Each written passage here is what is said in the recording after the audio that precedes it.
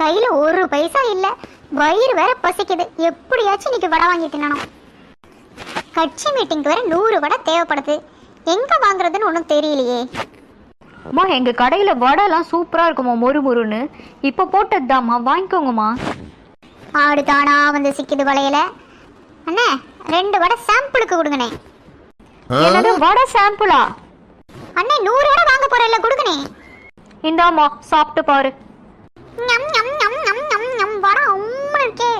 அண்ணே வடையில உப்பு அதிகமா இருக்கு, கொஞ்சம் உப்பெல்லாம் கலந்து நல்லா மாவு பிசைஞ்சு வைங்க. இதோ வரேன். என்னம்மா என்ன சாப்பிட்றீங்க? பார்க்கவே டெரரா இருக்கா, நமக்கு என்ன பயமா? போவோம். ஐயா எனக்கு ஒரு 100 வடை தேவைப்படுது ஒரு மீட்டிங்க்கு. சாம்பிளுக்கு 2 வடை கொடுங்க, சாப்பிட்டு பார்த்து சொல்றேன். சாம்பிளுக்கு வடையோ? இந்தாம்மா வடை.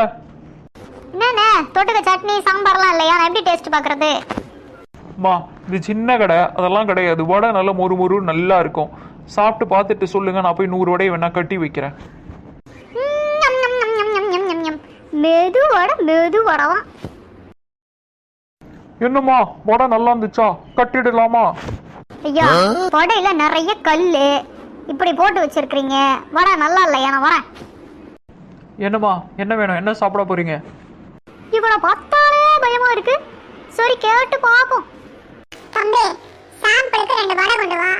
சாப்பிட்டு பார்த்து நல்லா இருந்தா எனக்கு ஒரு 100 வடை தேவைப்படுது அவசரமா. நான் வாங்கிட்டு போறேன். உங்க முதலாளிகிட்ட போய் சொல்லு. என்னது சாம்பிளுக்கு வடையா?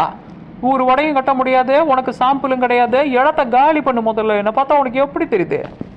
போய் முதலாளியை கூப்பிட்டோப்பா. எத்தனை பேர்டி கிளம்பிருக்கீங்க இந்த மாதிரி? நான் தாண்டி முதலாளி, நான் தாண்டி சர்வரு. எங்க கிட்டேயே வா. படிச்சதே பாளையங்கோட்டை ஜெயில தாண்டி.